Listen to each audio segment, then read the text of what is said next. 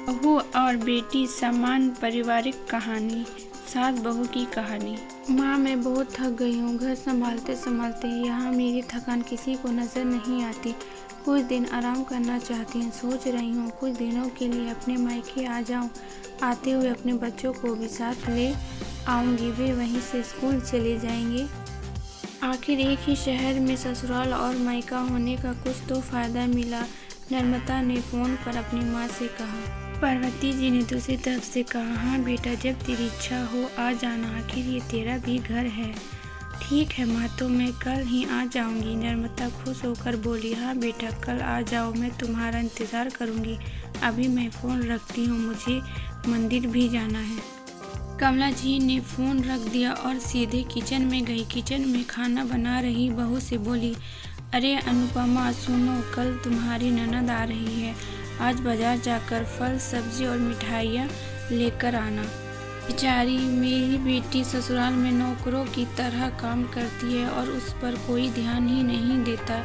यहाँ आएगी, कुछ दिन रहेगी तो उसका मन और तबीयत अच्छा रहेगा।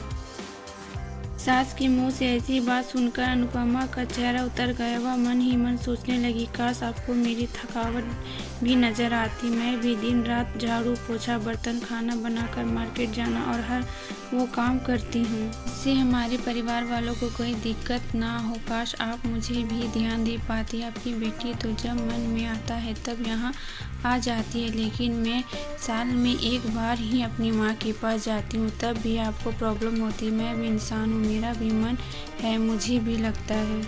अपने माँ के पास जाकर थोड़ा आराम करो, सुख दुख की दो चार बातें करो, अपना मन हल्का करो। भगवान, अब तुम ही कुछ करो ताकि मेरी सास की आंखें खुले और उसे मेरी थकावट भी नज़र आए। शाम तक भगवान ने जैसे अनुपमा की सुनी और उसकी ननद का फ़ोन आया। ननद ने अपनी माँ से कहा कि उसकी सास ने उसे मायके आने के लिए मना कर दिया, इसीलिए इस बार वो नहीं आ सकती है। पार्वती जी बोली, ऐसे कैसे मना कर दिया? पहले तो कभी वो तुम्हें आने के लिए नहीं रोकती थी, इस बार भला क्या हो गया?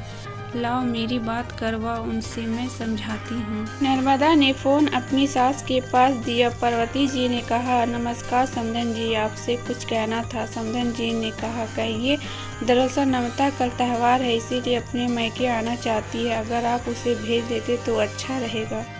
नर्मदा की सास ने कहा, देखिए समधन जी, आपकी बेटी मायके जा कर रहे, इस बात के लिए हमने उसे कभी नहीं रोका है और इस बात से हमें कोई प्रॉब्लम है भी नहीं। कुछ दिनों पहले अपने रिश्तेदार की शादी में गई थी। वहाँ आपकी बहू अनुपमा की माता जी से मिलने का मौका मिला। उसने गपशप करने के दौरान उनकी बातों से पता चला कि अनुपमा को साल में एक ही बार अपने मायके जाने को मिलता है और वो भी बहुत कम समय के लिए। मुझे लगता है आपको पहले अनुपमा को उसके मायके भेज देना चाहिए और वो जब मायके होकर आ जाएगी तो मैं नर्मदा को आपके पास भेज दूंगी। एक बहुत ज़रूरी बात जो मुझे लगता है आपको समझ लेनी चाहिए कि आपको अपनी बहू को भी बेटी की तरह या बेटी से भी ज़्यादा प्यार देना चाहिए। उसे भी मायके जाने की इच्छा होती होगी। हो सकता है नर्मदा के वहाँ आने से उसकी अवभगत करने के लिए आप उसे उसके मायके नहीं भेजती होंगी, या फिर वो आपसे कुछ कहने से अभी डरती हो। अगर आप उसको घर में ही कैद रखेंगी तो एक दिन ऐसा आएगा जब वो आपके खिलाफ बोलने लगेगी, फिर वो आपकी सुनेगी भी नहीं और जब चाहे तब अपने मायके जाएगी। ऐसी परिस्थिति आए, इससे अच्छा है कि आप ही कुछ बदलाव अमल में ले आएं जिससे आपका रिश्ता और रिश्ते की मिठास खराब ना हो। पार्वती को अपने समधन के हर एक शब्द में सच्चाई नजर आई। उन्होंने महसूस हुआ कि उन्होंने अपनी बेटी के प्यार में अंधे होकर कभी भी अपनी बहू के मन का विचार नहीं किया। उन्होंने हमेशा ही अपनी बेटी को अपनी बहू से ऊपर रखा। दूसरी तरफ नर्मदा भी अपनी भाभी के बारे में हो रही इस बातचीत को सुन रही थी। उसने भी रियलाइज़ किया कि वो कभी भी अपनी भाभी के साथ ठीक से बात नहीं करती और जब वो अपने मायके जाती तो भाभी थोड़ी उदास रहती। पार्वती जी ने अपनी बहू को बुलाया और उसे कहा कि अनुपमा कुछ दिनों के लिए नर्मदा नहीं आने वाली है, इसीलिए पहले तुम अपने मायके होकर आओ। ये सुनते ही अनुपमा का चेहरा खिल गया, क्योंकि ये पहली बार था जब उसकी सास ने सामने से उसे अपने मायके जाने के लिए कहा था। अगले दिन अनुपमा अपने मायके गई और इस बार 1-2 दिन नहीं, पूरे 1 हफ्ते भर रहकर आई। अपने माँ बाप से, अपने रिश्तेदारों से मिलकर आई और जब वह लौटकर आई तो उसका चेहरा खिला हुआ था, उसकी आंखें चमक रही थी।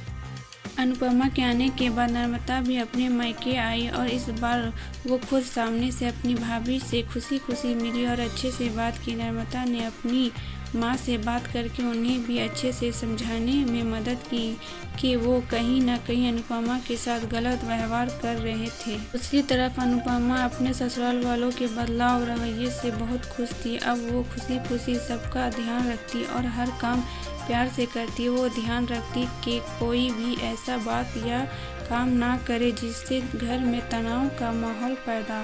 पार्वती जी ने अपनी बहू को खुद ही समय समय पर मायके भेज दिया करती। एक छोटे से बदलाव ने सास बहू और भाभी ननद के बीच की कड़वाहट को दूर कर दिया और रिश्तों को और भी ज़्यादा मीठा और मजबूत कर दिया। वीडियो पसंद आया तो लाइक और सब्सक्राइब करें।